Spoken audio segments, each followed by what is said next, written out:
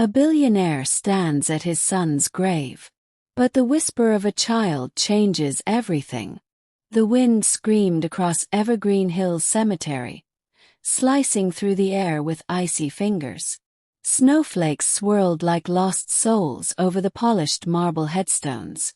The bitter scent of winter mingled with the dampness of freshly turned soil. Marshall Whitmore stood alone. His designer trench coat clung to his frame. His gloved hands trembled slightly as he laid a bouquet of white lilies on the grave. Etched in bold black letters was the name: Caleb Whitmore, beloved son. 5 years. 5 years since the crash. 5 years since the light in his world had been snuffed out by a drunk driver on a rain-slick highway. Marshall, once hailed as one of America's most ruthless, sharp-minded billionaires, hadn't laughed since. He hadn't lived. He had built tech empires, acquired companies, dominated headlines, but none of it mattered. None of it brought Caleb back. Just as he whispered a silent apology to the grave, a faint sound broke through the hush of the snow, a soft sniffle. He turned sharply. At the edge of Caleb's gravestone, half concealed behind a bare bush, sat a small girl, no older than 10. Her coat was so torn it barely clung to her shoulders. Her legs were bare except for a dirt-smudged dress, and her toes, blue from cold, peeked through cracked slippers. Tangled blonde hair framed her pale face, and her cheeks were raw from the wind. Marshall blinked, uncertain if grief was playing tricks on him. He stepped closer, his voice quiet but firm. "Sweetheart, what are you doing here?" The girl flinched. Her eyes widened with fear, arms hugging her bony frame. I'm sorry," she whispered. "I didn't mean to be here when you came. Please don't make me leave." Marshall's heart clenched. There was something in her voice, something raw, something broken. It pierced deeper than the wind ever could.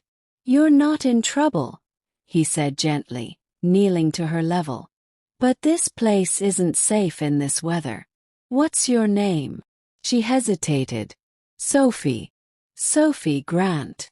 "Sophie," he repeated, his voice catching. "Why are you here? Are you lost?" She shook her head quickly, hugging herself tighter. "No, sir. Come here a lot.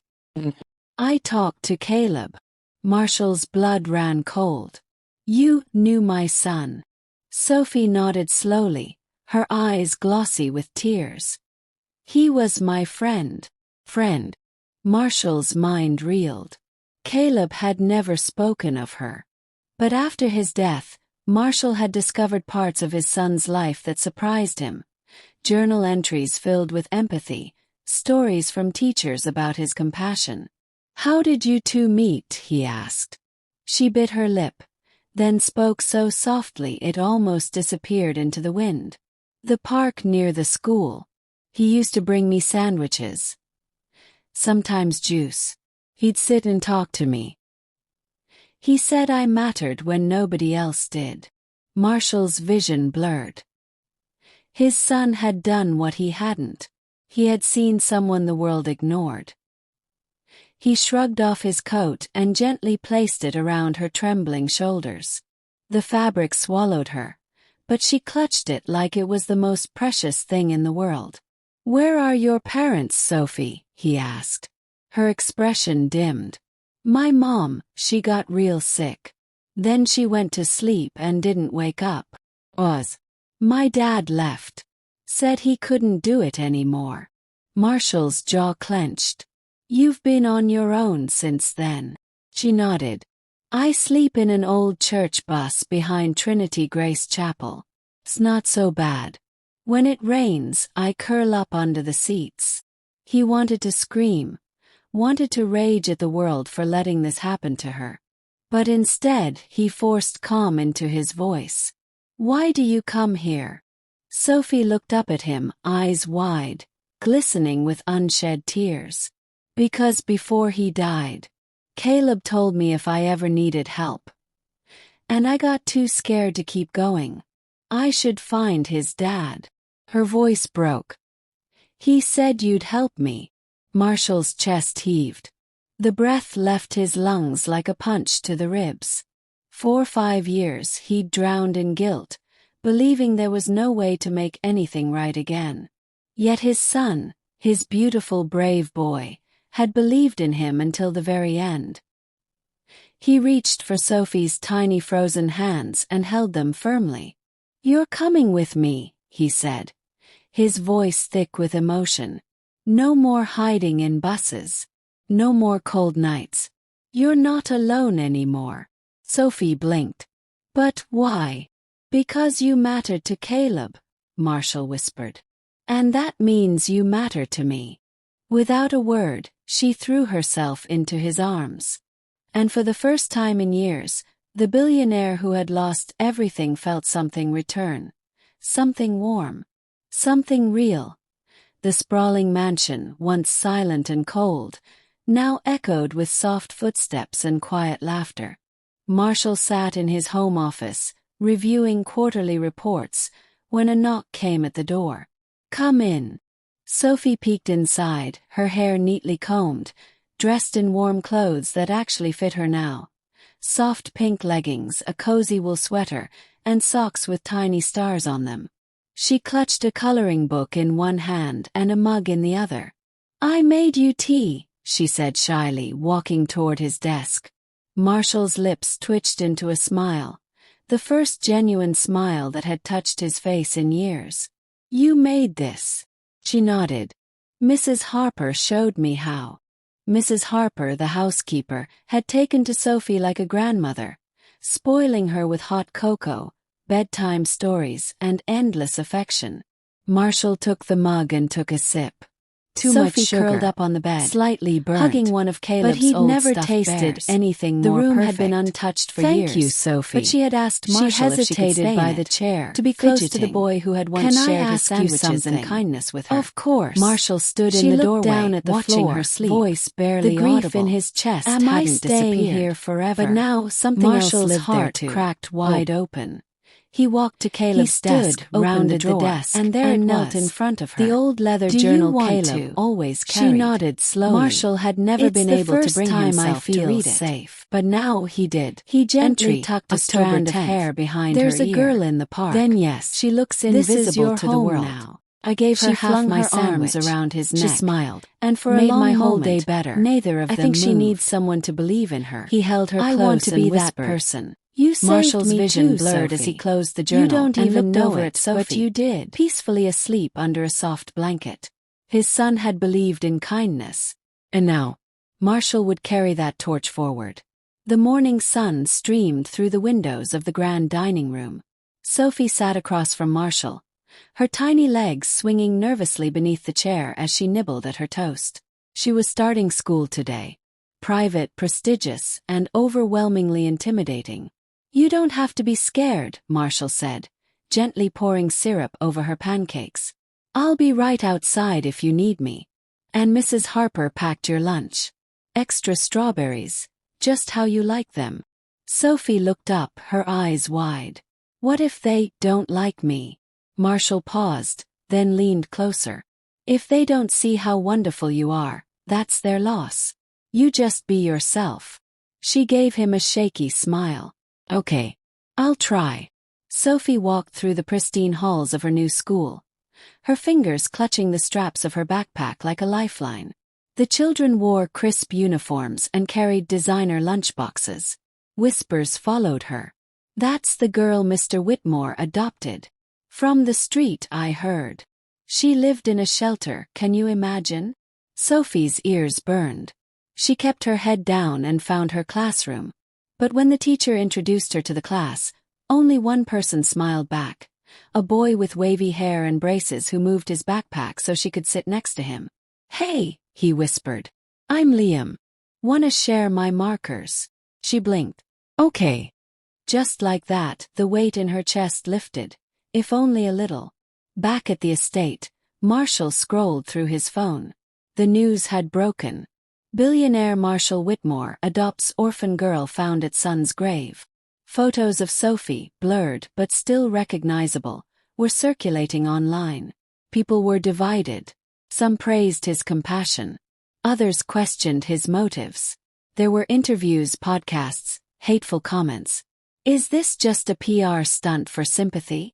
Why adopt a street girl and not through proper channels? Marshall tossed the phone aside, rage simmering beneath the surface.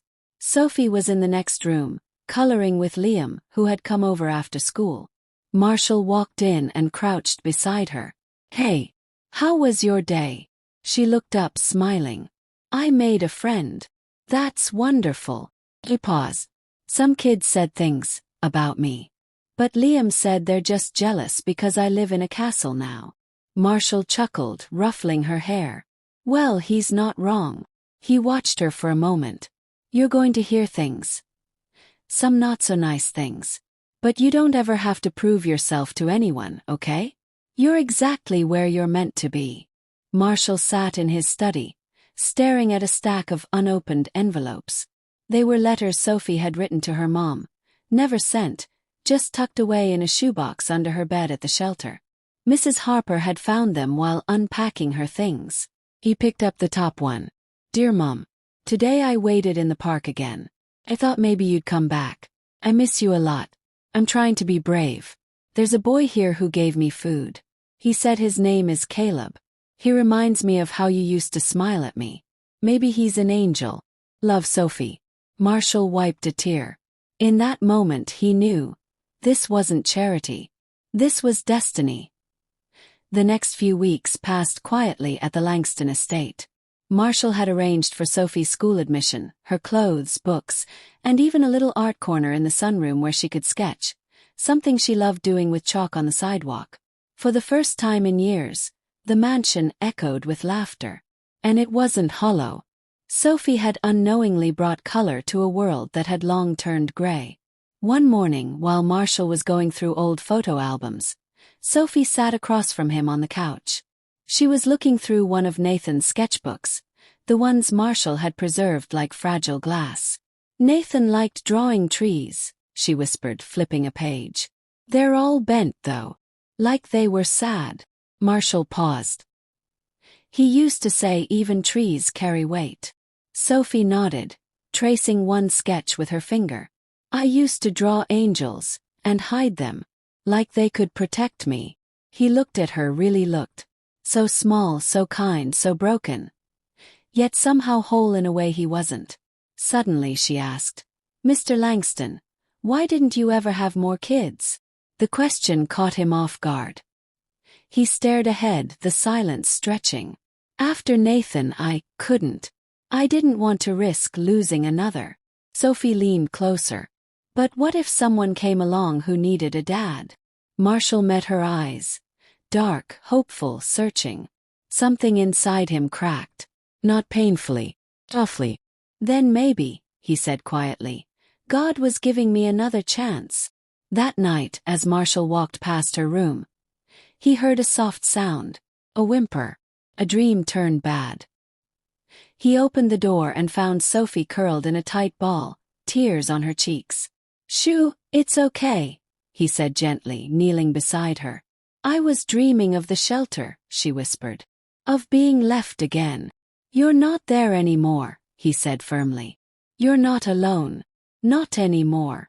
She stared at him, lip trembling. Promise. Marshall held her hand. I promise. An envelope arrived from a lawyer. It was addressed to Marshall Langston. Inside, a letter from Sophie's biological mother, written years ago. Marshall's hands trembled. At the bottom of the letter was a name he never expected. Alicia Taylor. The name hit him like a punch to the chest. She was someone he had met years ago, back when he was still healing after his wife's death. Alicia was kind but broken. They'd shared one weekend at a grief retreat, both strangers seeking comfort. Nothing more. Nothing less. He never saw her again. And now, could it be? Was Sophie his daughter? The mansion, once filled with silence and sorrow, now echoed with warmth and laughter. Sophie, no longer a girl hiding behind torn clothes and broken dreams, had begun to blossom. Her art now hung proudly in Marshall Langston's halls. Her room was filled with books, music, and light. For the first time in her life, she felt like she wasn't surviving, she was living. And the city noticed. When word spread that the reclusive billionaire had adopted a homeless girl, people were shocked. But when Marshall Langston stepped onto a stage at a charity gala and said, "She's not just someone I rescued. She's my daughter," the world stood still. There wasn't a dry eye in the room. He announced a new foundation, the Nathan and Sophie Foundation for Lost Children, dedicated to helping runaways, orphans, and homeless youth find shelter, purpose, and love. He looked toward Sophie, who stood backstage with trembling hands and a full heart. "It's time," she whispered to herself. She walked out slowly, the spotlight catching her smile. "This is the first time I've ever spoken in front of people," she began, voice shaking. "But I wanted to say something. Not about me or even my story, but about second chances. Because I'm living proof that love can still find you, even when you think you're invisible." Applause. Cheers. Marshall watched her with awe, seeing both Alicia and himself in her eyes. Later that night, as they stood at Nathan's grave together, Marshall whispered, "Thank you, son, for leading her to me." Sophie laid a single white rose beside Nathan's. "You didn't lose a son, Mr. Langston. You gave the world a reason to love again." He looked at her, smiling through tears. "It's Dad now. Just Dad." She leaned on his shoulder, finally home. And for the first time in years, Marshall Langston felt whole.